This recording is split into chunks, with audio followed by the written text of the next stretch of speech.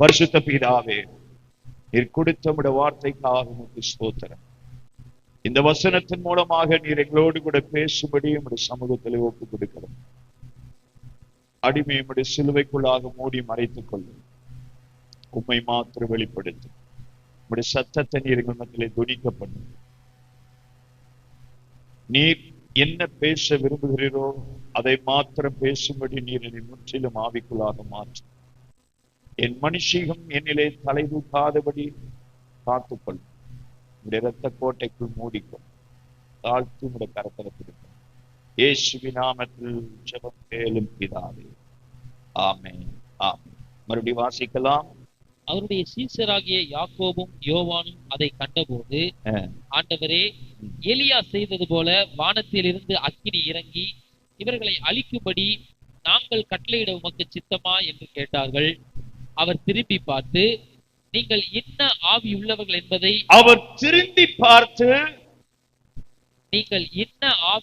நீங்கள் என்ன ஆவி உடையவர்கள் என்பதை அறியீர்கள் என்று அதட்டி. அல்லேலூயா, அல்லேலூயா. ஆண்டவராக இயேசு தம்முடைய சீசர்களை பார்த்து சொல்லுகிற வார்த்தையை நாம் இங்கே கவனிக்கிறோம்.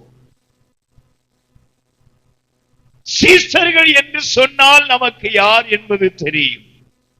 இயேசுவோடு கூட இருக்கிறவர்கள், இயேசுவை உண்மையாய் பின்பற்றுகிறவர்கள், இயேசு எங்கே போனாலும் அவரோடு கூட செல்லுகிறவர்கள், அவரால் தெரிந்து கொள்ளப்பட்டவர்கள், அவரால் பிரித்தெடுக்கப்பட்டவர்கள், அவருடைய ஆவியை பெற்றவர்கள். கர்த்தருக்கு ஸ்தோத்திரம். அது மாத்திரமல்ல, அந்த 9வது அதிகாரத்திலே முதல் வசனத்தை 2வது வசனத்தை நாம் வாசிக்கலாம். அவர் தம்முடைய 12 சீசரையும் வரவழைத்து சகல பிசாசுகளையும் துரத்தவும் வியாதி உள்ளவர்களை குணமாக்கவும் அவர்களுக்கு வல்லமையும் அதிகாரமும் கொடுத்து தேவனுடைய ராஜ்யத்தை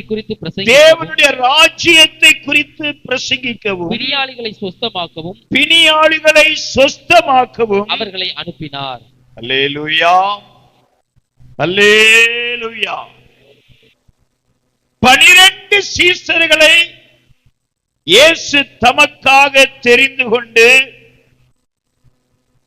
அவர்களுக்கு பிசாசுகளை துரத்துகிற அதிகாரத்தையும் வியாதிகளை குணமாக்குகிற அதிகாரத்தையும் வல்லமையும் அவர்களுக்கு கொடுத்து தேவனுடைய ராஜ்யத்தை குறித்து பிரசங்கிக்கவும் ஆண்டவர் அதிகாரத்தை கொடுத்தார். அல்லேலூயா. தேவனால அதிகாரம் பெற்றவர்கள், தேவனுடைய வல்லமையை பெற்றவர்கள், தேவனால தெரிந்து கொள்ளப்பட்டவர்கள், ஆண்டவருக்கு பின்னாக அவரை பின்பற்றுகிறவர்கள். கர்த்தருக்கு ஸ்தோத்திரம். அவர்களை பார்த்து இயேசு என்ன சொல்லுகிறார் என்றால், நீங்கள் இன்ன ஆவி உள்ளவர்கள் என்பதை அறியீர்கள். கர்த்தருக்கு ஸ்தோத்திரம். உங்களுக்குள் இருக்கிற ஆவியை குறித்து அறியாதவர்களாக இருக்கிறீர்கள் என்று சீசர்களை இயேசு அதட்டுகிறதை நாம் இந்த வசனத்திலே கவனிக்கிறோம். அல்லேலூயா, அல்லேலூயா, அல்லேலூயா.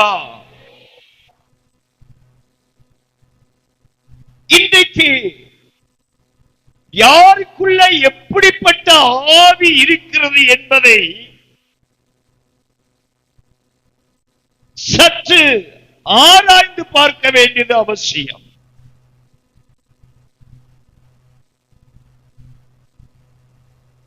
ஒவ்வொரு மனுஷனுக்குள்ள எந்த ஆவி இருந்து அந்த மனுஷனை நடத்தி கொண்டிருக்கிறது என்று கண்டுபிடிப்பது மிகவும் கடினமான ஒரு காரியமாயிருக்கிறது இன்றைய நாட்களிலே. யாருக்குள்ள எந்த ஆவி இருக்கிறது, அந்த பகுத்தறிகிற வரம் பெற்றவர்கள் தான் அதை அறிந்து கொள்ள முடியும். எல்லாரும் அறிய முடியாது. கர்த்தருக்கு ஸ்தோத்திரம். மற்றவர்களை குறித்து சொன்னாலும் பரவாயில்ல, இயேசு தம்மோடு கூட இருக்கிற சீஷர்களை பார்த்து இந்த வார்த்தையை சொல்லுகிறார். உங்களுக்குள் இருக்கிற ஆவி இன்னது என்பதை, அது எப்படிப்பட்ட ஆவி என்பதை நீங்கள் அறியாதவர்களாக இருக்கிறீர்கள் என்று. காரணம், அதுக்கு முந்தின வசனத்தை நாம் வாசித்தோம். அந்த வசனத்தை மீண்டும் வாசிக்கலாம். அவருடைய சீசராகிய யாக்கோபும் யோவானும் அதை கண்டபோது, ஆண்டவரே எலியா செய்தது போல வானத்திலிருந்து அக்கினியை இறங்கி இவர்களை அழிக்கும்படி நாங்கள் கட்டளையிட உமக்கு சித்தமா என்று கேட்டார்கள். சீசருடைய வாயிலிருந்து புறப்படுகிற அந்த வார்த்தையின் நிமித்தமாக அவர்கள் பேசிக்கொண்டு வருகிற சில வார்த்தைகளை இயேசு தன்னுடைய செவியிலே கேட்டபடியினாலே, அதை அறிந்தபடியினாலே, கர்த்தருக்கு ஸ்தோத்திரம், அவர்களை கடிந்து கொள்கிறார். நீங்கள் இன்ன ஆவி உள்ளவர்கள் என்பதை அறியீர்கள் என்று சொல்லி. கர்த்தருடைய நாமத்துக்கு ஸ்தோத்திரம். அருமையான கர்த்தருடைய பிள்ளைகளே, இந்த கடைசி நாட்களிலே நீங்களும் நானும் கர்த்தரால் தெரிந்து கொள்ளப்பட்டிருக்கிறோம். கர்த்தரால் பிரித்தெடுக்கப்பட்டிருக்கிறோம். கர்த்தருடைய ஆவியை பெற்றிருக்கிறோம் என்று சொல்லுகிறோம். நல்லது.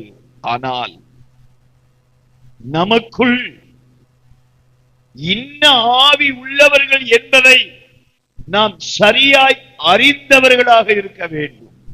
கர்த்தருக்கு ஸ்தோத்திரம். தேவனுடைய ஆவி உள்ளவர்கள் தானா, அல்லது வேறே ஒரு ஆவி நம்மை நடத்தி கொண்டிருக்கிறதா என்பதை சற்று நம்மை நாமே சிந்தித்து பார்க்க வேண்டியது அவசியம். ஆண்டவருக்கு மகிமை உண்டாவதாக.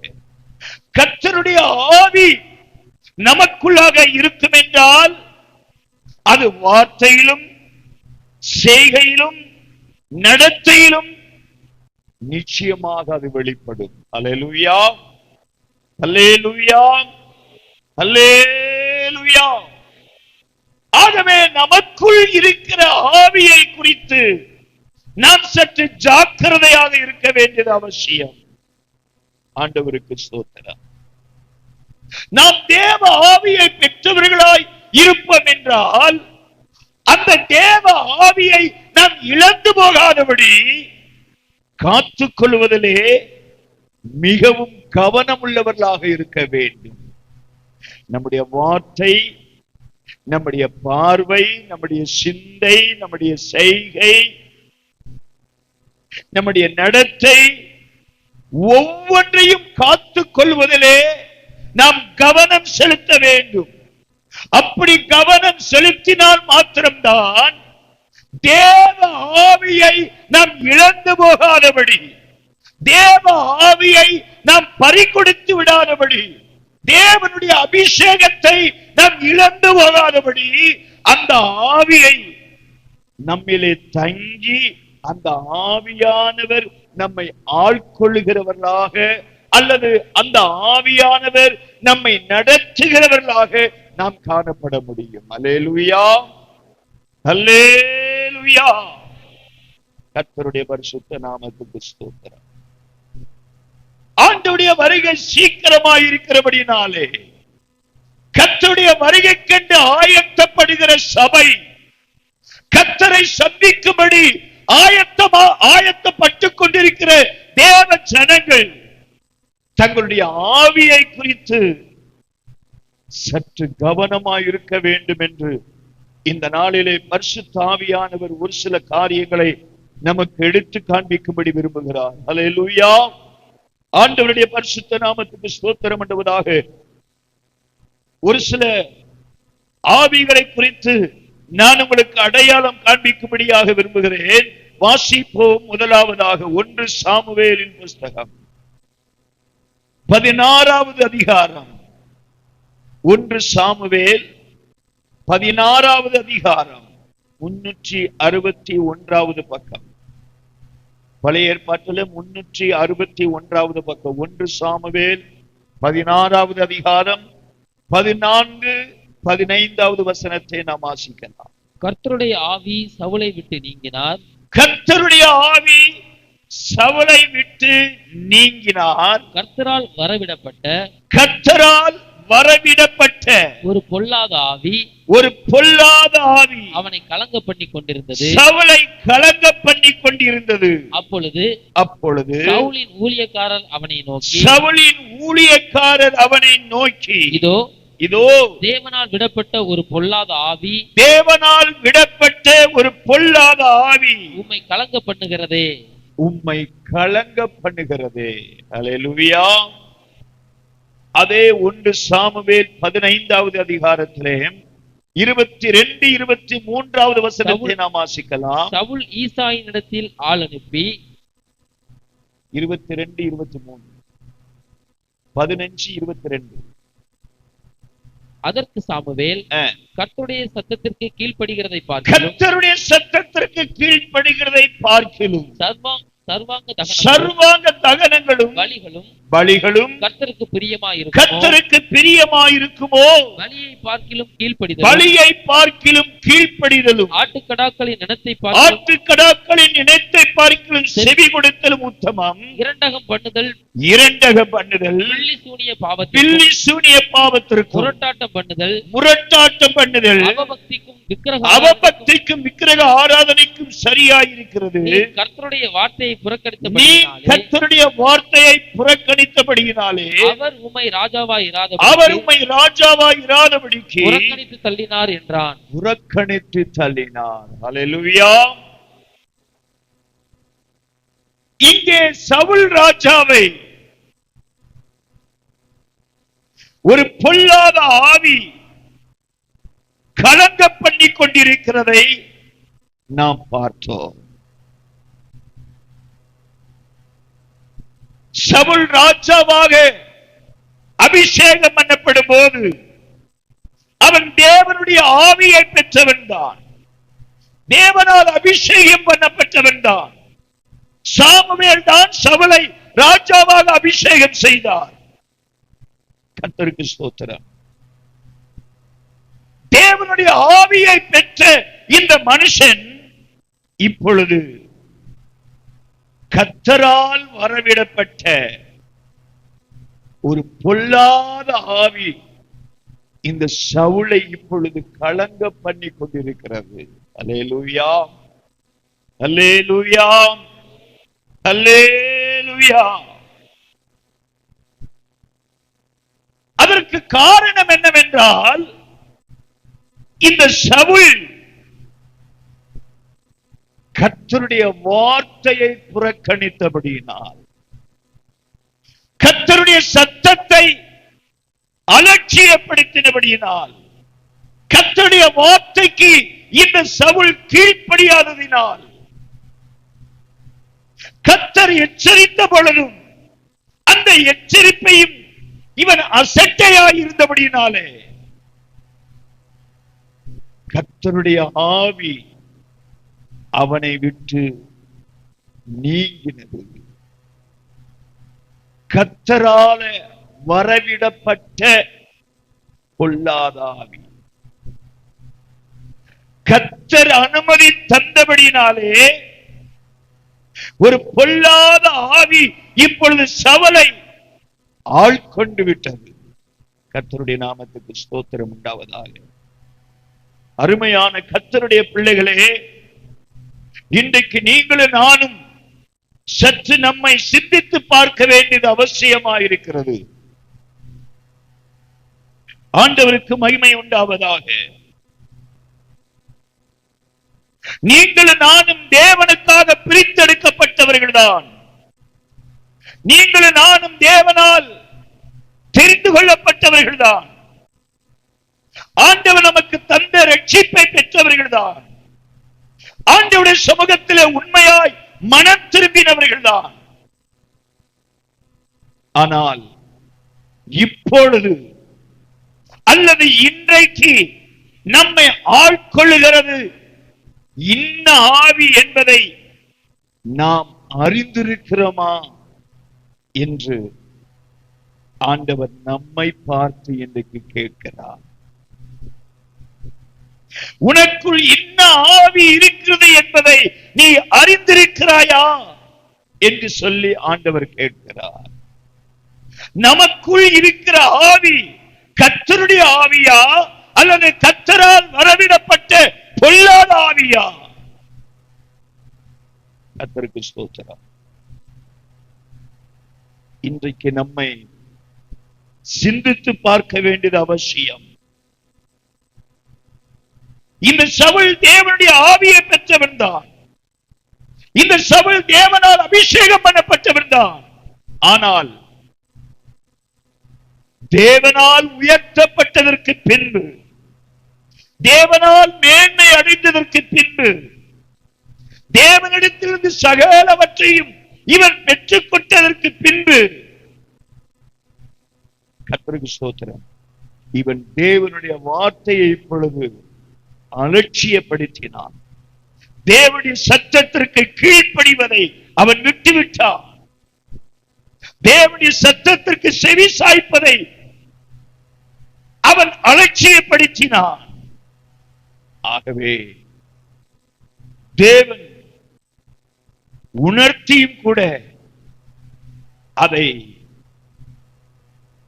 அதற்கு கீழ்ப்படியாதவனாக இருந்தபடினாலே கர்த்தருடைய ஆவி, கர்த்தர் தந்த ஆவி, கர்த்தர் தந்த அபிஷேகம் இவனை விட்டு வெளியேறிற்று. ஒரு பொல்லாத ஆவி வசனத்திற்கு கீழ்ப்படியும் போது தேவனுடைய ஆவி நம்மை ஆட்கொள்ளும்.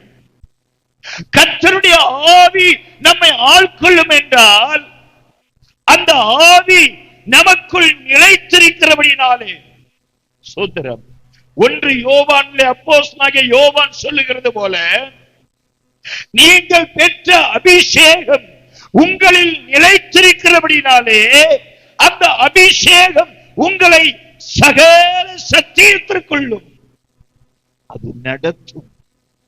அது பொய் சொல்லாது. அல்லேலூயா, அல்லேலூயா, அல்லேலூயா. தேவனுடைய சத்தியத்திற்கு நாம் கீழ்ப்படியும் போது தேவனுடைய ஆவி நம்மை ஆள்கொள்ளும். தேவனுடைய வார்த்தையை நாம் அசட்டை செய்யும் போது, தேவனுடைய எச்சரிப்பை நாம் நிர்விசாரப்படுத்தும் போது, தேவன் நம்மை உணர்த்தும் போது, அதற்கு நாம் கீழ்ப்படியாதவர்களாக இருக்கும் போது கர்த்தருடைய ஆவி நம்மை விட்டு விலகுவது என்பதை மறந்து போக வேண்டாம். பொல்லாத ஆவி நம்மை ஆட்கொள்ளும் என்பதை மறந்துவிட வேண்டாம். கர்த்தருக்கு ஸ்தோத்திரம்.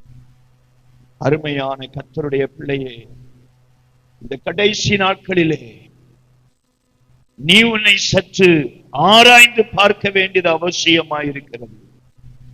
நீ யார், எந்த ஆவியினால் ஆட்கொள்ளப்படுகிறாய்? உன்னை எந்த ஆவி ஆட்கொண்டிருக்கிறது? எந்த ஆவி உனக்குள் இருக்கிறது? எந்த ஆவியை நீ பெற்றிருக்கிறாய்? எந்த ஆவியானவரால் நீ நடத்தப்பட்டுக் கொண்டிருக்கிறாய்? எந்த ஆவிக்கு நீ கீழ்ப்படுகிறாய்? சற்று உன்னை ஆராய்ந்து பார்க்க வேண்டியது அவசியமே. தேவனுடைய வசனத்திற்கு, தேவனுடைய வார்த்தைக்கு, தேவனுடைய சத்தத்திற்கு ஒரு மனுஷன் கீழ்ப்படிய தேவனுடைய வல்ல அபிஷேகம், தேவனுடைய ஆவியானவர் அந்த மனுஷனிலே தங்கி இருந்து அந்த மனுஷனை நடத்துகிறவராயிருக்கிறார். அல்லேலூயா, அல்லேலூயா, கர்த்தருக்கு ஸ்தோத்திரம். ஆனால் வழி தவறும் போது ஆவியானவர் எச்சரிக்கிறார். தாவீது கர்த்தருடைய வார்த்தையை விட்டு விலகினான். அவன் பாவம் செய்தான். நாத்தான் தீர்க்கதரிசியின் மூலமாக தாவீதின் பாவத்தை கர்த்தர் உணர்த்தினார். தாவீது அதை ஒத்துக்கொண்டான்.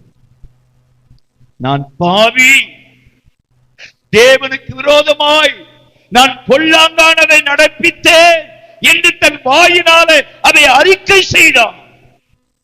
அவன் செய்த தவறை அதை ஒத்துக்கொண்டு அதை அறிக்கை செய்தான். ஆகவே அவனை தேவனுடைய ஆவி செம்மையான வழியிலே நடத்தினது. அல்லேலூயா, அல்லேலூயா. அவனுக்குள்ளாக ஒரு நொறுங்குண்ட ஆவி, ஒரு நறுங்குண்ட இருதயம் அவனை ஆட்கொள்ள ஆரம்பித்தது. அவன் தான் செய்த தவறுக்காக அவனுடைய இருதயம் நொறுக்கப்பட்டு, அவன் தான் செய்த பாவத்திற்காக மனஸ்தாபப்பட்டு கண்ணீர் விட்டு கர்த்தருக்கு விரோதமாய் பாவம் செய்தேன் என்று சொல்லி கர்த்தரை நோக்கி கதறினான். எனக்கு இரங்கும் என்று சொல்லி, உம்முடைய நல்ல ஆவி என்னை செம்மையான வழியிலே நடத்தட்டும் என்று சொல்லி கர்த்தரை நோக்கி அவன் விண்ணப்பித்தான். அவனுடைய விண்ணப்ப வார்த்தையை, கர்த்தருக்கு ஸ்தோத்திரம், அவனுடைய உண்மையான மன திரும்புதலை, அவன் உணர்த்துவிக்கப்பட்டதை, அவனுடைய உள்ளம் நொறுக்கப்பட்டதை, அவனுடைய இருதயம் துக்கப்பட்டதை பரலோகம் கண்டது. தேவன் தாவீதுக்கு மனம் இறங்கினான். அல்லேலூயா, அல்லேலூயா. ஆனால் சவுலோ தேவன் உணர்த்தும் போது சவுல் அதை அவமதித்தான், அதை அசட்டை செய்தான். ஆகவே கர்த்தருடைய ஆவி அவனை விட்டு விலகினது. என்னை கேட்டுக்கொண்டிருக்கிற பிரியமான தேவ பிள்ளையே, இன்னைக்கு நீ கர்த்தருடைய ஆவியானவருக்கு உட்பட்டு இருக்கிறாயா? அல்லது சவுலை போல கர்த்தர் உன்னை கடிந்து கொள்ளும் போது, கர்த்தர் உன்னை எச்சரிக்கும் போது, தம்முடைய தீர்க்கதரிசிகள் மூலமாக, தம்முடைய ஊழியக்காரர்கள் மூலமாக தேவனை எச்சரிக்கும் போது நீ முறுமுறுத்துக் கொண்டிருக்கிறாயா? நீ முறுமுறுப்பாய் என்றால் பொல்லாத ஆவி உன்னை ஆட்கொள்ளும். மறந்து விடாதே. கர்த்தருடைய மனுஷனுக்கு விரோதமாய் கர்த்தருடைய வார்த்தை உன்னை எச்சரிக்கும் போது அந்த வார்த்தையை நீ அசட்டை பண்ணுவாய் என்றால், நீ அலர் தட்டுவாய் என்றால், தேவனுடைய ஆவி உன்னை விட்டு விலகி போய்விடும். தேவன் தந்த அபிஷேகம் உன்னை விட்டு விலகி போய்விடும். கர்த்தருடைய ஆவியை நீ இழந்து போவது நிச்சயம். ஜாக்கிரதை. கர்த்தருக்கு ஸ்தோத்திரம். இரண்டாவதாக நாம் வாசிக்கலாம், அதே லூக்கா எழுதின சுவிசேஷம், அதே லூக்கா எழுதின சுவிசேஷம் 9வது அதிகாரத்திலே நாம் வாசித்த அதே லூக்கா சுவிசேஷம் 9வது அதிகாரம் 46வது வசனம் முதல் சில வசனத்தை நாம் வாசிக்கலாம். பின்பு தங்களில் எவன் பெரியவனாய் இருப்பான் என்கிற வாக்குவாதம், தங்களில் எவன் பெரியவனாய் இருப்பான் என்கிற வாக்குவாதம் அவர்களுக்குள் உண்டாயிற்று. இயேசு அவர்கள் இருதயத்தின் யோசனையை அறிந்து ஒரு சிறு பிள்ளையை எடுத்து அதை தமது அருகே நிறுத்தி அந்த பிள்ளையை தமது அருகே நிறுத்தி அவர்களை நோக்கி இந்த சிறு பிள்ளையை என் நாமத்து நிமித்தம் ஏற்றுக்கொள்ளுகிறவன் என்னை ஏற்றுக்கொள்ளுகிறான்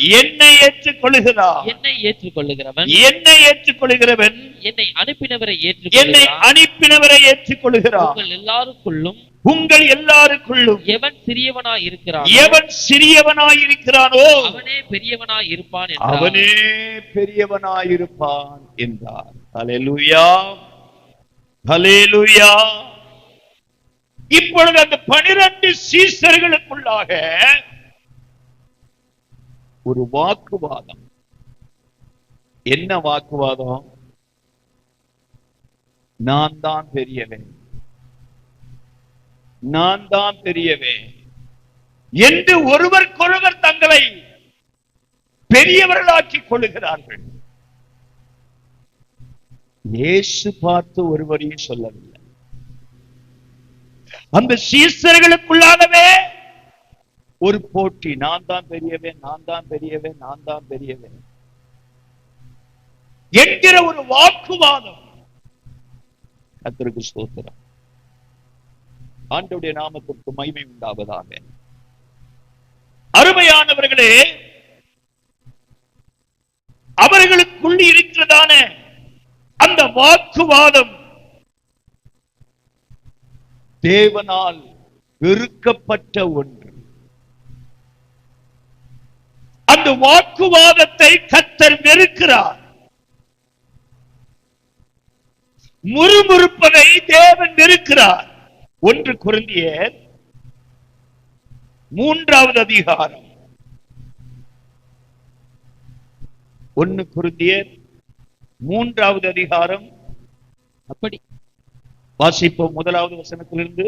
மேலும் சகோதரரே, நான் உங்களை ஆவிக்குரியவர்கள் என்று எண்ணி உங்களுடனே பேசக்கூடாமல் மாம்சத்துக்குரியவர்கள் என்றும் கிறிஸ்துவுக்குள் குழந்தைகள் என்றும் எண்ணி பேச வேண்டியதாயிற்று. நீங்கள் பலன் இல்லாதவர்களானதால் உங்களுக்கு போஜனம் கொடாமல் பாலை குடிக்க கொடுத்தேன். இன்னமும் நீங்கள் மாம்சத்துக்குரியவர்களாய் இருக்கிறபடியால் இப்பொழுதும் உங்களுக்கு பலன் இல்லை. பொறாமையும் வாக்குவாதமும் பேதங்களும் உங்களுக்குள் இருக்கிறபடியால் நீங்கள் மாம்சத்துக்குரியவர்களாய் இருந்து மனுஷ மார்க்கமாய் நடக்கிறீர்கள் அல்லவா? ஹல்லேலூயா. கொரிந்து சபையில உள்ள ஜனங்களை பவுல் எச்சரிக்கிறார். கொரிந்து சபையில உள்ள விசுவாசிகள் ஆவியிலே வளர்ந்தவர்களாக காணப்பட்டார்கள். ஆனால் ஒரு சில சுபாவங்கள்,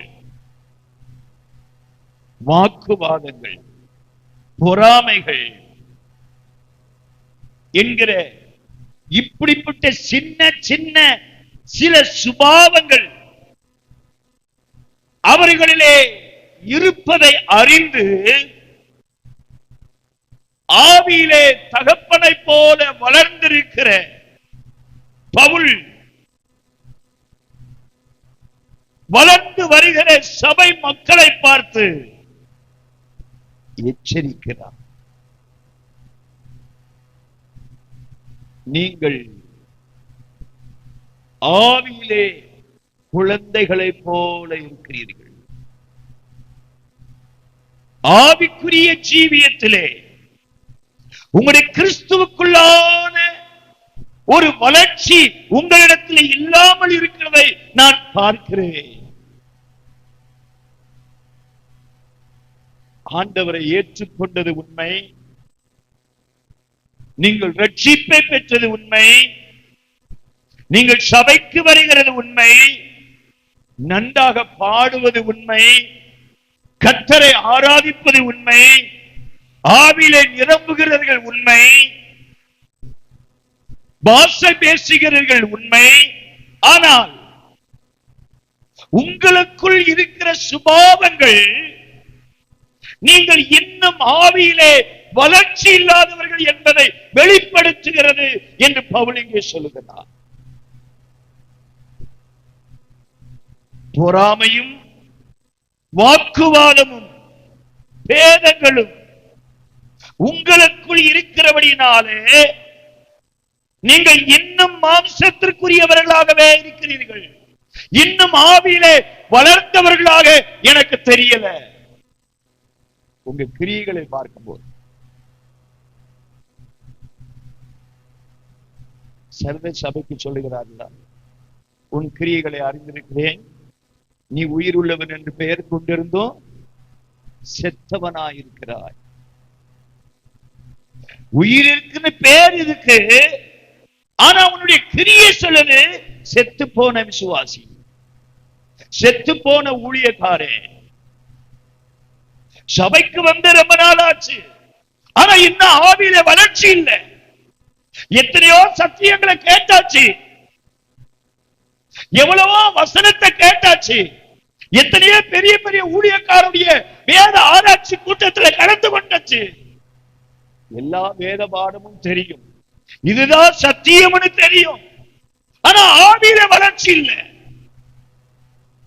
ஆவியிலே பலனற்றவர்களை போல, ஆவியிலே மாம்சத்துக்குரியவர்களை போல, ஆவியிலே சிறு பிள்ளையை போல. சின்ன பிள்ளைதான் தெரியாம தப்பு செய்யும். சின்ன பிள்ளைக்கு விவரம் தெரியும், திடீர்னு செய்ய தகாத போக தகாத இடத்துக்கு போகும், பேச தகாத வார்த்தைய சின்ன பிள்ளை தெரியாம பேசும். விவரம் தெரிவதற்கு முன்னாடி ஒரு குறிப்பிட்ட வயது வரைக்கும் விவரம் தெரியும். சோத்திரம். அது சின்ன பிள்ளை விவரம் தெரியாம பேசுது. வயசு 3 வயசுதான் ஆகுது, 4 வயசுதான் ஆகுது, இன்னும் அதுக்கு விவரம் தெரியல. அது சிறு குழந்தை, அது இன்னும் வளர்ச்சி அடைய வேண்டியது நிறைய இருக்கு. ஆனா வருஷக்கணக்கா சத்தியத்தை கேட்டு, வருடக்கணக்கா சபைக்கு வந்து ஞானசான் எடுத்து பல வருடங்களாகி, ரட்சிக்கப்பட்டு பல ஆண்டுகளாகி, இன்னும் ஆவியிலே வளர்ச்சி இல்லாத அனுபவத்திலே இருக்கிறவர்கள், அந்த வளர்ச்சி இல்லாதவங்கிட்ட காணப்படுகிற ஒரு குணம்தான் ஆக்குவார். வளர்ச்சி இல்லாத ஒரு ஊழியக்காரன், ஒரு விசுவாசித்த காணப்படுகிற ஒரு சுபாவதான் பெருமை. இந்த சீசர்களுக்குள்ள பெருமை மறைந்து இருந்தது. பெருமை, நான் தான் அவனை பார்க்கலும் பெரியவன், அவனை பார்க்கலும் வரம் எனக்குள்ள இருக்கு, அவனை பார்க்கலும் தாளந்து எனக்குள்ள இருக்கு, நான் நல்லா பாடுவேன். என்னைய போல எவனும் இந்த கூட்டத்துல பாட தெரியாது, என்னைய போல யாரும் ஜோமன்னு தெரியாது. நான் தான் நல்லா ஜோம் பண்ணுவேன், நான் தான் நல்லா பாட்டு பிடிப்பேன், நான் தான் நல்லா பிரசங்கம் பண்ணுவேன், நான் தான் நல்ல கீபோர்டு வாசிப்பேன், நான் தான் நல்ல பேடு வாசிப்பேன். அப்படிப்பட்ட ஒரு பெருமை அநேக தேவ பிள்ளைகளுடைய இருதயத்துக்குள்ள மறைந்து கிடக்கு. ரட்சிக்கப்பட்டிருக்கிற அநேக தேவ பிள்ளைகளுடைய இருதயத்துக்குள்ள பெருமை உள்ள இருக்கு. இந்த பெருமை இருக்கிறவங்க ஆண்டவர் எச்சரிப்பு கொடுக்கும் போது கீழ்ப்படிய மாட்டாங்க. நீ என்ன சொல்றது, நான் கேட்கிறேன். ஏன் பெருமை உள்ள இருக்கு. நாம பறிஞ்சவன் மற்றவங்களைத்தான் அவங்களுக்குள்ள அடக்க பார்ப்பாங்க.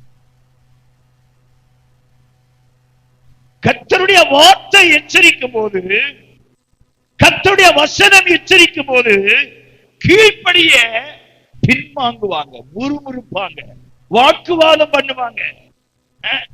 எப்படி இல்லாத வியாக்கியானம் பேசுவாங்க. ஏன் பெருமை உள்ள இருக்கு. அந்த பெருமை தன்னை உயர்த்துமே தவிர தாழ்மைப்பட ஒத்துக்கொள்ளாது. அவங்களுக்குள்ள தாழ்மை வராது. நான் எவ்வளவு சம்பளம் வாங்குறேன் தெரியுமா? நான் எத்தனை வருஷம் வேலை பார்க்கறேன் தெரியுமா? இந்த இடத்துல நான் எவ்வளவு பட்டு பெற்றிருக்கேன் தெரியுமா? எங்க அப்பா யாருன்னு தெரியுமா? எங்க அம்மா யாருன்னு தெரியுமா? நான் எந்த ஊருக்காரன் தெரியுமா? சோத்திரம். சிலர் மீசையெல்லாம் கொஞ்சம் முறிக்க விடுது. சிலருக்கு கேரெல்லாம் இங்க வரைக்கும் இருக்கு. சோத்திரம். ஒரு விதமா இருப்பாங்க. இவங்கெல்லாம் யாரு? மாம்சத்துக்குரியவர்கள்,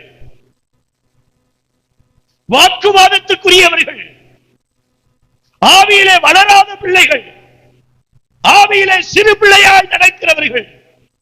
வசனத்தை ஏற்றுக்கொள்ள மாட்டாங்க, வசனத்திற்கு கீழ்ப்படிய மாட்டாங்க, தன்னை தாழ்த்த மாட்டாங்க. எச்சரிக்கும் போது, கடிந்து கொள்ளும் போது கோபம் வந்துடும். ஆனா கீழ்ப்படிதல் வராது. ஏன்? வாக்குவாதத்துக்குரியவங்க, பெருமையின் ஆவி உள்ள இருக்கு. அல்லேலூயா. ஒரு சில வசனத்தை சீக்கிரமா வாசிக்கிறேன். மத்தேயு எழுதின சுவிசேஷம் 12வது அதிகாரம், சீக்கிரம் வாசிக்க.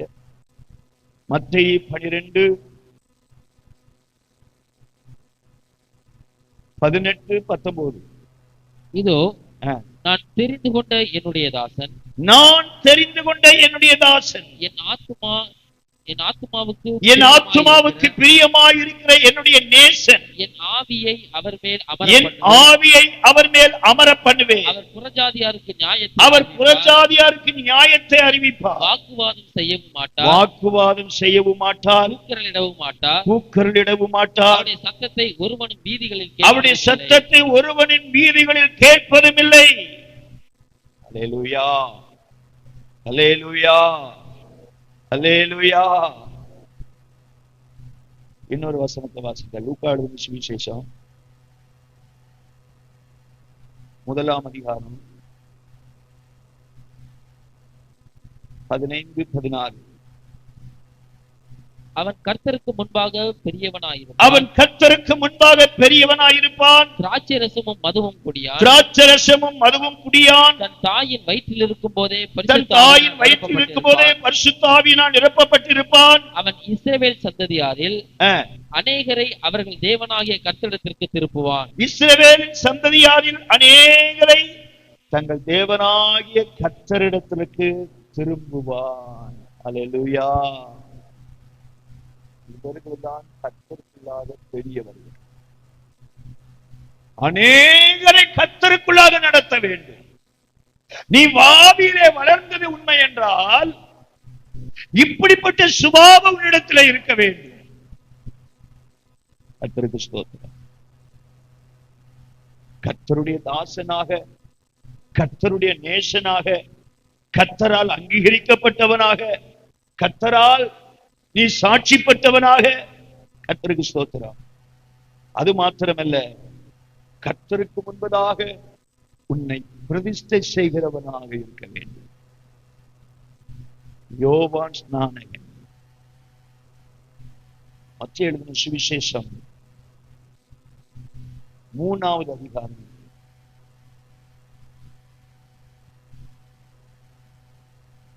4வது வசனத்தை வாசிங்க. யோவான் ஒட்டக மயிர் உடை தரித்து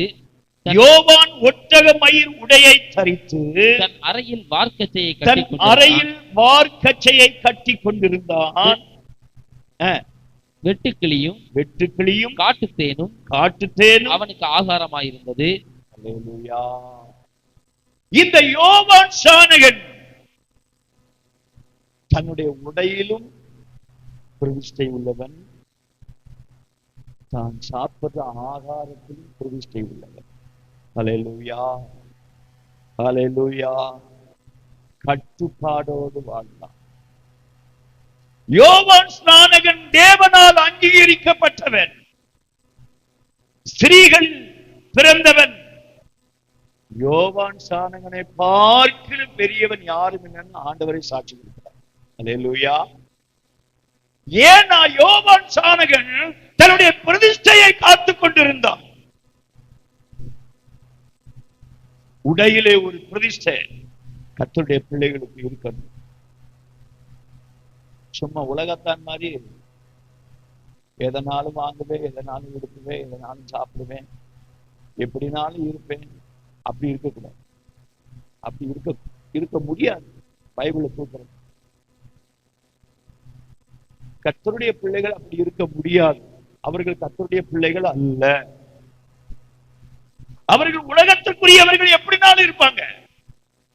உலகத்திற்கு ஏற்றாற் போல வாழ்வாங்க, உலகத்திற்கு ஏற்றாற் போல ஜீவிப்பாங்க, உலகத்திற்கு ஏற்றாற் போல புசிப்பாங்க, உலகத்துக்கு ஏற்றாற் போல நடிப்பாங்க, உலகத்துக்கு ஏற்றாற் போல தன்னை அலங்கரிப்பாங்க, உலகத்துக்கு ஏற்ற மாதிரி ட்ரெஸ்ஸும் போடுவாங்க.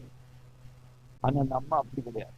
நம்ம பிரதிஷ்டை உள்ளவர்கள், நாம் பிரித்தெடுக்கப்பட்டவர்கள், நாம் தெரிந்து கொள்ளப்பட்டவர்கள். அவனுக்கும் நமக்கு வித்தியாசம் இருக்கணும். உடையில வித்தியாசம் இருக்கணும், நடையில வித்தியாசம் இருக்கணும், வார்த்தையில வித்தியாசம் இருக்கணும், கிரியைகளிலும் வித்தியாசம் இருக்கணும். அல்லேலூயா. அவனே தேவனுடைய சமூகத்திலே பெரியவனாயிருப்பான். அவனே தேவனுடைய ஆவியை பெற்றவனாயிருப்பான். கர்த்தருக்கு ஸ்தோத்திரம். விசுவாசின்னு பேர் சொன்னா பத்தாது, மாட்டாள் மரியாள்னு பேர் இருந்தா பத்தாது.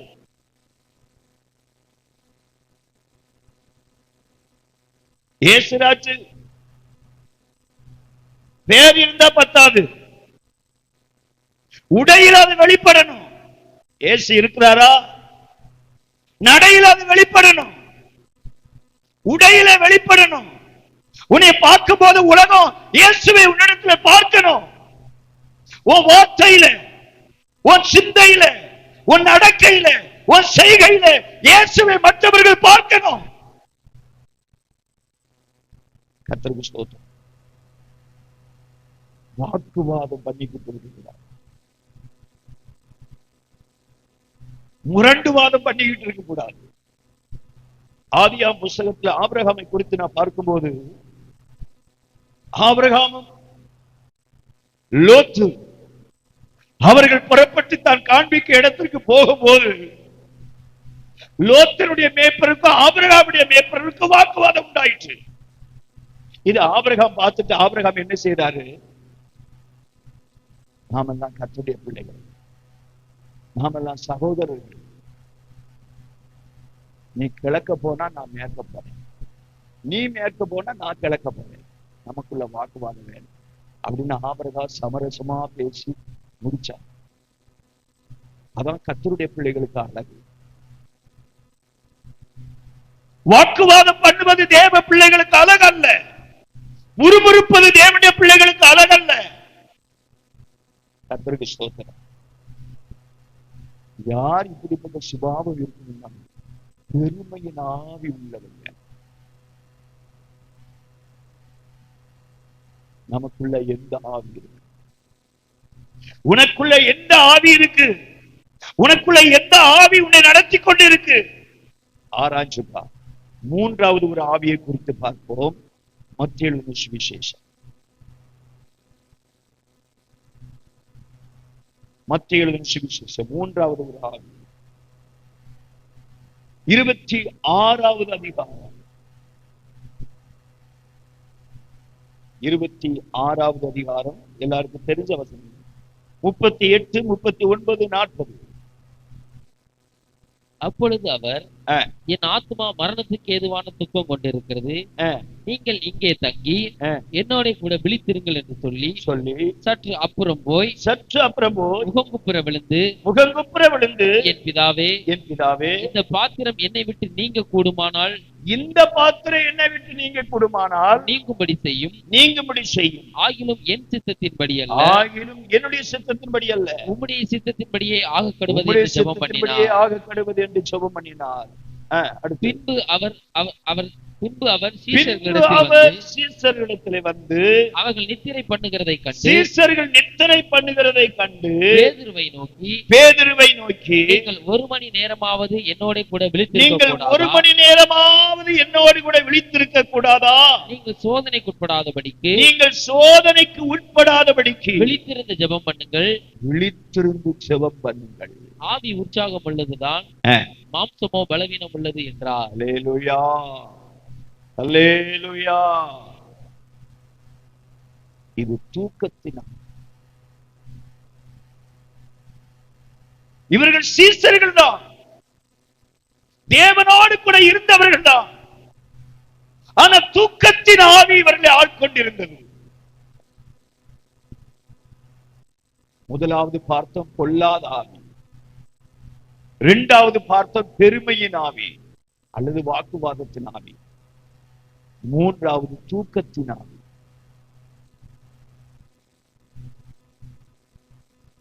இயேசுவோடு கூட இருந்தவர்கள், இயேசுவுக்கு வரப்போகிறதை இந்த சீசர்கள் நன்றாக அறிந்திருந்தார்கள்.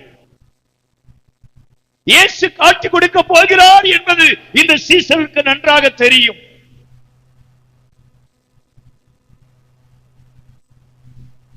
ஆகவே தான் அந்த வேலையை அறிந்ததின் ஆவியிலே இயேசு உணர்ந்தபடி நடத்தான்.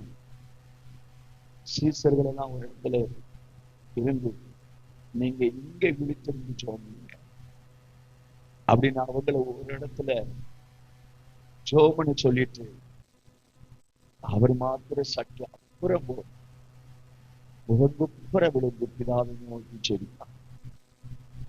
இந்த பாத்திரம் நீங்கும்படி சொல்லும், ஆனாலும் என்னுடைய சித்தத்தின்படி அல்ல, உங்களுடைய சித்தத்தின் மாதிரி ஆக கதவுகள் என்று சொல்லி பிதாவினுடைய சித்தத்திற்கு தன்னை ஒப்பு கொடுத்து செவித்தார்.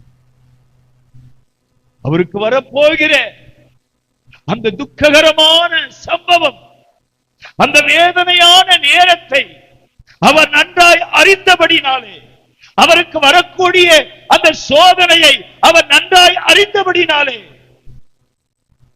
அவர் விழித்திருந்து செவித்தார். சீசரிடத்துல எனக்கு இப்படிப்பட்ட சோதனை வரப்போதுப்பா, அதுல இருந்து ஆண்டவர் என்னை பாதுகாக்கப்பட்டு சோமனுங்க அப்படி சோமனை சொல்லல. இயேசு சீசரிடத்தில் என்ன சொன்னார்? நீங்கள் சோதனைக்கு உட்படாதபடிக்கு சோமனுங்கள், விழித்திருந்து சோமனுங்க. எனக்காக ஜோமனுங்கன்னு இயேசு சொல்லல. என் தலைவில நீங்கும்படி ஜோமனுங்க, என்னை தைரியப்படுத்தும்படி ஜோமனுங்க அப்படின்னு இயேசு சீசரிடத்துல சொல்லல. நீங்கள் சோதனைக்கு உட்படாதபடிக்கு விழித்திருந்து ஜோமனுங்க. நான் என் ஆத்மாவை காத்துக்கொள்வேன்.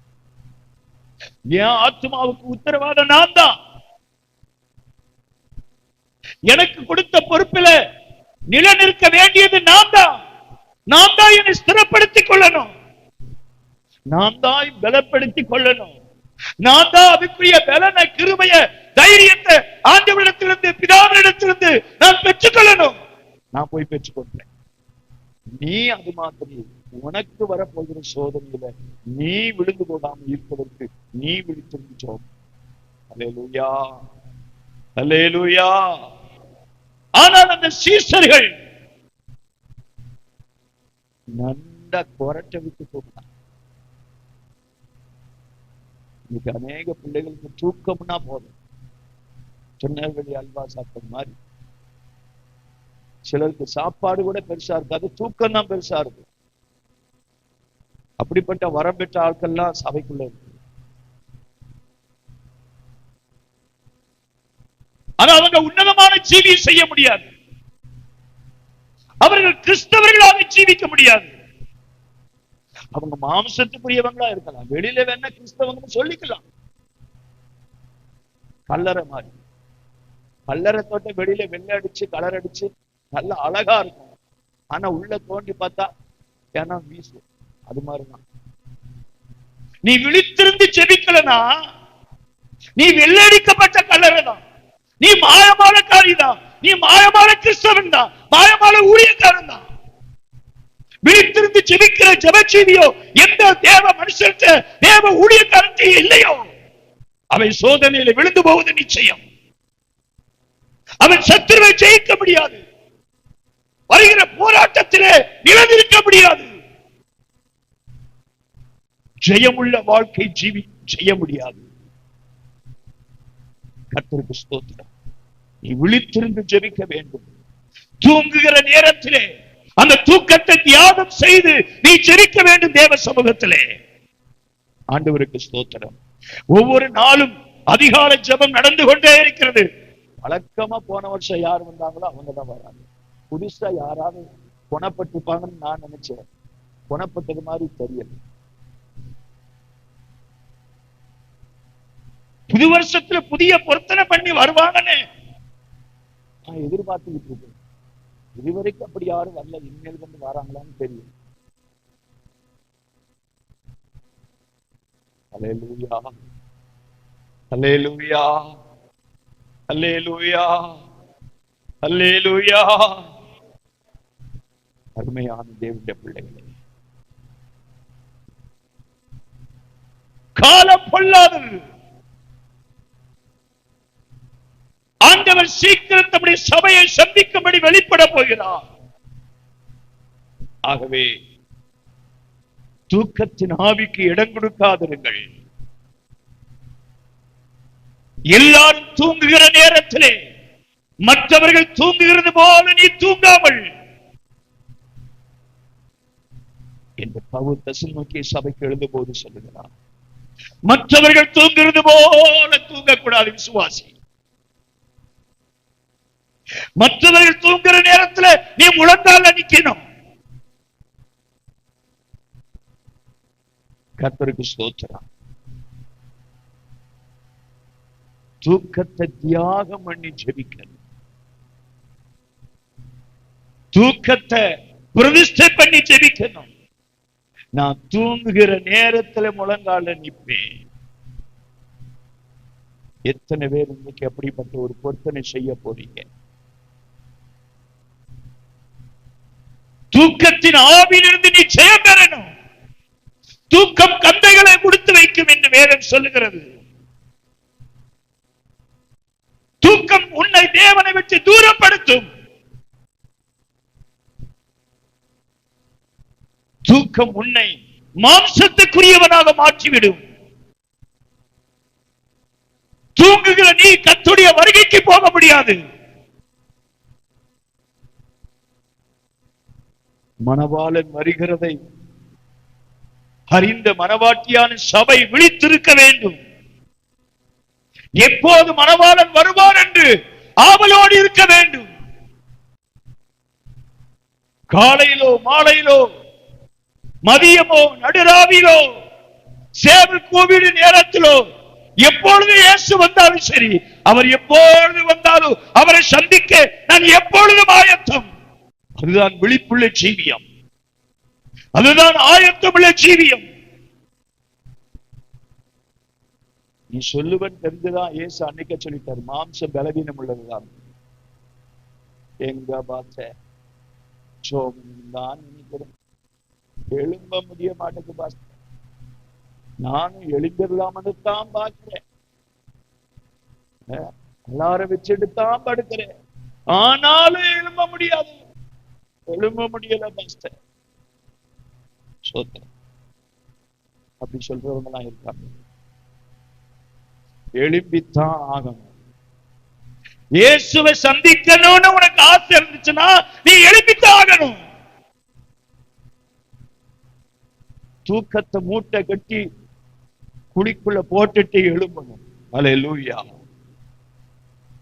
சோத்திரம். எனக்கெல்லாம் சில நேரத்துல, ஏன்னா இப்போ இந்த கூட்டம் ஜெபம் நாட்கள் வச்சது வந்து நைட்டு 12 மணி 12:30 மணி வரைக்கும் ஜோமிட்டு வீட்டுல போய் படுக்க 1 மணி ஆயிருது. அப்புறம் மறுபடியும் காலையில அதிகாலை ஜெபத்துக்கு 4 மணிக்கெல்லாம் எழுந்திருக்கு. அப்ப 3 மணி நேரம் 3.5 மணி நேரம் தான் தூக்கம் எனக்கு. அதனால சில நேரத்துல காலைல 4 மணிக்கு எழுந்திருப்பது ரொம்ப கஷ்டமா, எல்லாம் வழி, எழும்ப முடியாது, கண்ணு திறக்க முடியாது. இருந்தாலும் நம்மளே போகாம இருந்தா மக்களை எப்படி நம்ம சொல்லணும்?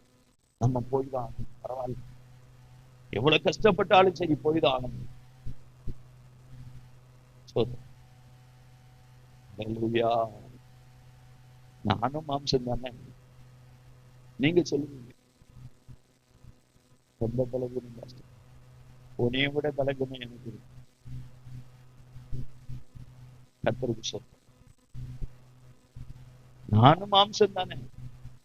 நான் ஏசுனாலும் இல்லை, உங்களை போல மனுஷன் தான் நானும். நீங்க விசுவாசி, நான் ஊழியக்காரன், அவ்வளவுதான் வித்தியாசம்.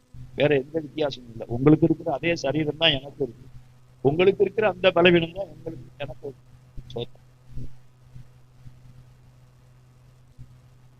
உங்களை விட அதிகமான போராட்டத்தை தான் நாங்க சந்திக்கிறோம் ஊழியக்காரங்க.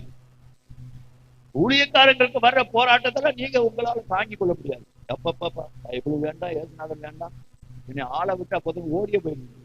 அதனாலதான் உங்களுக்கு அளவோடு பிராணிக்கு மேலே சோதிக்கணும். ஊழியக்காரங்களுக்கு தெரியும், நாங்க வளர்ந்த உங்களோட கொஞ்சம் வளர்ச்சியில கூடின ஆளுங்க ஊழியக்காரங்க. அதனால எங்க வளர்ச்சிக்கு தக்கபடி எங்களுக்கு போராட்டம் வரும், பிரச்சனை வரும். இல்லாம உங்க வளர்ச்சிக்கு தக்கபடி உங்களுக்கு போராட்டம் வரும். அந்த பலன் எப்படி கிடைக்கும்னா, முழங்கால எவ்வளவு நேரம் நிற்கிறோமோ அதுக்கு தக்கபடிதான் ஆண்டவருடைய பலன் நமக்கு கிடைக்கும். அல்லேலூயா, அல்லேலூயா, அல்லேலூயா, அல்லேலூயா. அருமையான கர்த்தருடைய பிள்ளைகளே, இந்த கடைசி நாட்களிலே நமக்குள் இருக்கிற ஆவியை சற்று சிந்தித்து தேவனுடைய ஆவியை பெற்று கர்த்தரை எல்லா விதங்களிலும் சந்தோஷப்படுத்துகிறவர்களாக நாம் இருப்போம் என்றால் கர்த்தர் வரும்போது நாம் அவரை சந்திக்க முடியும். கடைசியா ஒரே ஒரு வசனத்தை வாசித்து நான் முடிக்க விரும்புகிறேன். தானியேலின் புஸ்தகம் 4வது அதிகாரம் 8வது 9வது வசனத்தை நாம் வாசிக்கலாம். தானியேலின் புஸ்தகம் 1034வது பக்கம், 1034வது பக்கம், தானியேல் 4வது அதிகாரம் 8வது 9வது வசனம்.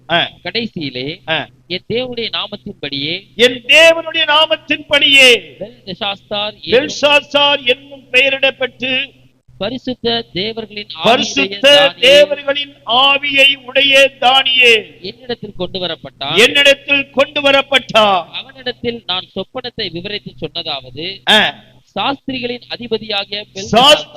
அதிபதியாகிய பெல்ஷாத்சாரே, பரிசுத்த தேவர்களுடைய ஆவி உனக்குள் இருக்கிறது என்றும் மறைபொருளையும் அறிவது உனக்கு அரிதல்லவென்றும் நான் அறிவேன். நான் கண்ட என் சொப்பனத்தின் தரிசனங்களையும் அதன் அர்த்தத்தையும் சொல்லு. அல்லேலூயா. 4வது பரிசுத்த தேவர்களுடைய ஆவி. முதலாவது பொல்லாத ஆவி, 2வது பெருமையின் ஆவி அல்லது வாக்குவாதத்தின் ஆவி, 3வது தூக்கத்தின் ஆவி, 4வது பரிசுத்த தேவர்களுடைய ஆவி. அல்லேலூயா. உங்களுக்குள் இன்ன ஆவி இருக்கிறது என்பதை நாம் அறிந்திருக்க வேண்டும். இங்க தானியேலுக்குள் இருந்த ஆவியை மற்றவர்கள் அறிந்திருந்தார்கள். பரிசுத்த தேவர்களுடைய ஆவி இந்த மனுஷனுக்குள் இருக்கிறது. பரிசுத்த தேவனுடைய ஆவி இந்த தானியேலுக்குள் இருக்கிறது. இந்த தானியேல் யாரு? சாதாரண ஒரு மனுஷன், அடிமையாக கொண்டு போகப்பட்ட மனுஷன், பாபிலோனுக்கு அடிமையாக கொண்டு போகப்பட்ட மனுஷன். இந்த தானியேல் தன்னுடைய இளம் வயதிலே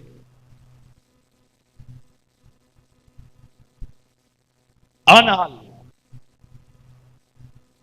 அடிமையாக கொண்டு போகப்பட்ட போதிலும் அவன் அந்த பாபிலோன் தேசத்திலே அடிமையாக இருந்த போதிலும் தன்னை காத்துக் கொள்வதிலே கவனமாயிருந்தார். தனக்குள் இருக்கிற ஆவியை குறித்து அவன் கவனம் செலுத்தினான். தேவன் தந்த ஆவியை இழந்து போகாதபடி அந்த ஆவியை காத்துக் கொள்வதிலே அவன் கவனம் செலுத்தினான். அவன் அடிமையாகத்தான் கொண்டு போகப்பட்டான். அவனுக்கு அநேக இடையூறுகள் வந்தது. அவனுக்கு அநேக சத்துருக்கள் வந்தார்கள். சோத்ரா அவனை குற்றப்படுத்தும்படி அநேகர் எழும்பினார்கள். ஆனால் எல்லா சூழ்நிலைகளின் மத்தியிலும் அவன் தன் ஜீவியத்தை காத்துக் கொண்டான். தன் இருதயத்தை அவன் காத்துக் கொண்டான். தன்னை கரைபடாதபடி அவன் காத்துக் கொள்வதிலே கவனம் செலுத்தினான். தன் பெற்ற ஆவியை துக்கப்படுத்தாதபடி, மீட்கப்படும் நாளுக்கண்டு கொடுக்கப்பட்ட பரிசுத்த ஆவியை அவன் துக்கப்படுத்தாதபடி அவன் காத்துக் கொண்டான். ஆகவே அப்படிப்பட்ட ஒரு மனிதனை பாபிலோன் தேசம் எங்கும் காண முடியவில்லை. ராஜாவாகிய நேபுகாத்நேச்சார் கண்ட சொப்பனங்கள் ராஜாவை கலங்க பண்ணி கொண்டிருந்தது. அந்த சொப்பனத்தை கண்டு அதற்கு விளக்கம் சொல்லுவதற்கு வேற எந்த ஞானவான்களும் அங்கு இல்லை. தேசம் சொல்லுகிறவர்கள், ஜோசியக்காரர்கள், சொப்பனக்காரர்கள் எல்லாரும் வரவழைக்கப்பட்டார்கள்.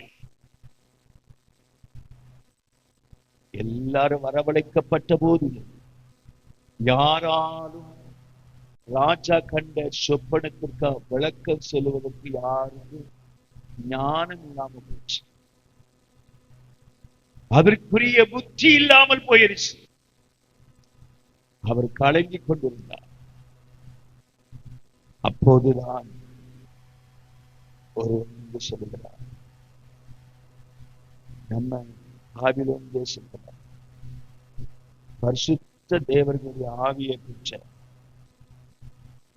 தானியேல் எனப்பட்ட ஒரு மனுஷன் இருக்கிறான்.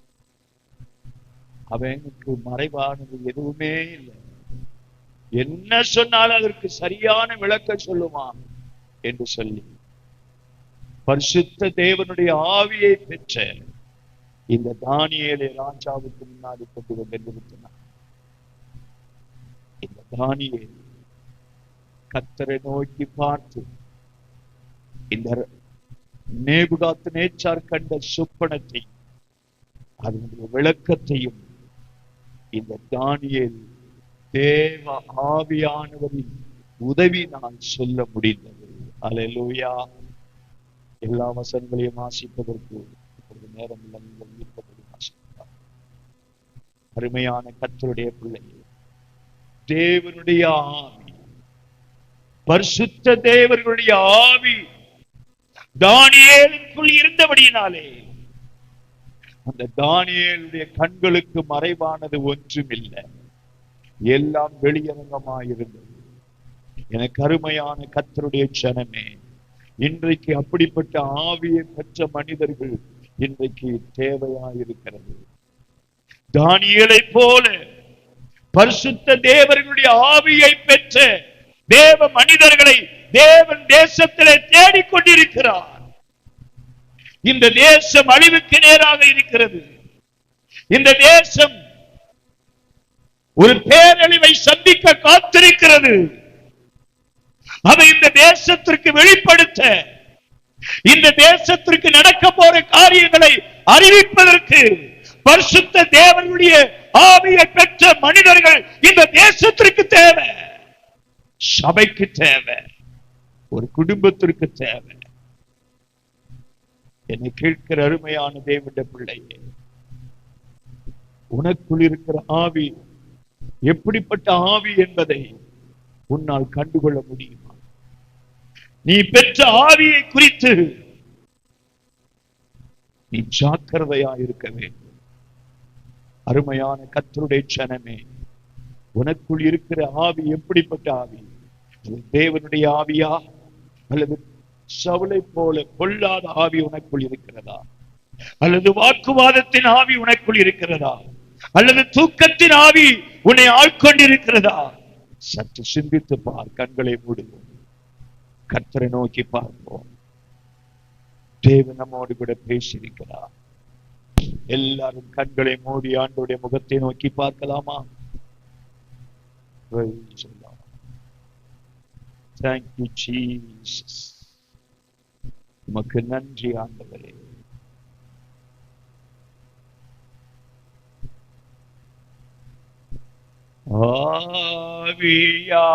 ஆவியானவரே, அன்பின் ஆவியானவரே,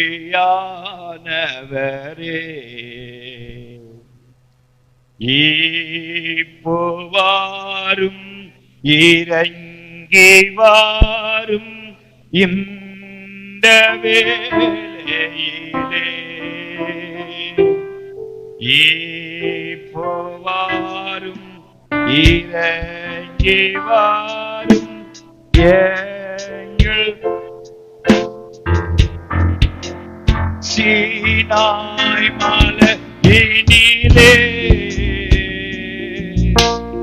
இறங்கி வந்தவரே, சீனாய் மலையினிலே, இறங்கி வந்தவரே, இப்போவாரும் இறங்கி வாரும் இந்த வேளையிலே, இப்போவாரும் இறங்கி வாரும் இந்த வேளையிலே,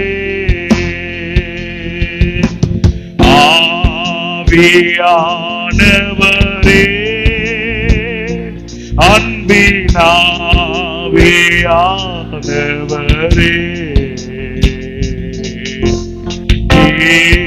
இப்போவாரும் இறங்கி வாரும் எங்கள் மத்தியிலே, இப்போவாரும் இறங்கி வாரும் எங்கள் மத்தியிலே. கர்த்தரை நோக்கி நாம் பார்த்து ஜெபிக்கலாம். கிருபை நிறைந்த எங்கள் அன்பின் பிதாவே, ஆசீர்வதிக்கப்பட்ட இந்த நல்ல மத்தியான வேளைக்காக நாங்கள் உமக்கு நன்றி செலுத்துகிறோம். இம்மட்டும் நீர் எங்கள் மத்தியிலே உலாவிக் கொண்டிருக்கிறதுக்காக ஸ்தோத்திரம். நீர் எங்களோடு பேசின நல்வார்த்தைகளுக்காக உமக்கு நாங்கள் நன்றி செலுத்துகிறோம். நாங்கள் என்ன ஆவி உள்ளவர்கள் என்பதை அறிந்து கொள்ளும்படி எங்களுடைய மனக்கண்களை நீர் திறக்கும்படி ஜெபிக்கிறோம். தகப்பனே, தேவனாலே தெரிந்து கொள்ளப்பட்டதான நாங்கள், தேவனாலே பிரித்தெடுக்கப்பட்டதான நாங்கள், எங்களுக்குள் இருக்கிற ஆவி இன்னது என்பதை அறிந்து கொள்ளும்படி கர்த்தர் எங்களுடைய கண்களை திறந்தருளும். தானியேலை போல பரிசுத்த தேவனுடைய ஆவியை பெற்றுக் கொண்டவர்களாக, அந்த ஆவியானவரால் நாம் நடத்தப்படக்கூடியவர்களாக நாங்கள் ஒவ்வொருவரும் இந்த நாட்களில் ஜீவிக்க, தூக்கத்தின் ஆவியை, வாக்குவாதத்தின் ஆவியை, பொல்லாத ஆவியை நாங்கள் மேற்கொள்ள தேவன் எங்கள் ஒவ்வொருவருக்கு கிருபை தர வேண்டும் என்று ஜெபிக்கிறோம். இந்த வசனத்தை கேட்டிருக்கிற ஒவ்வொருவரோடு தேவன் தெளிவாக இடைப்படும், தொடர்ந்து பேசும், நீரால் கொண்டு நடத்தும், வரையை கண்டு யாவரை ஆயத்தப்படுத்தும். துதிக்கான மகிமை யாவையும் உமக்கே செலுத்துகிறோம். இரட்சகர் மீட்பருமாக இயேசுவின் நாமத்தில் ஜெபம் கேளுங்க அந்த பிதாவே. என் ஆத்துமாவே கர்த்தரை ஸ்தோத்திரி, என் முழு உலமையுடைய பரிசுத்த நாமத்தை ஸ்தோத்திரி. என் ஆத்துமாவே கர்த்தரை ஸ்தோத்திரி. கர்த்தர் செய்த சகல உபகாரங்களையும் மறவாதே. நம்முடைய கர்த்தராக இயேசு கிறிஸ்துவின் கிருபையும் பிதாவாகிய தேவனுடைய அன்பும் பரிசுத்த ஆவியானவருடைய அந்யோன்ய ஐக்கியமும் இன்றும் இன்றைக்கும் சதா காலங்களிலும் பங்கு பெற்ற ஒவ்வொரு தேவ பிள்ளைகளோடு சகல பரிசுத்தவான்களோடு அவருடைய கிருபையின் கரம் இன்னும் மாறாமல் இருந்து வழிநடத்துவாராக. அல்லேலூயா, அல்லேலூயா, அல்லேலூயா. கர்த்தர் உங்களை ஆசீர்வதிப்பாராக.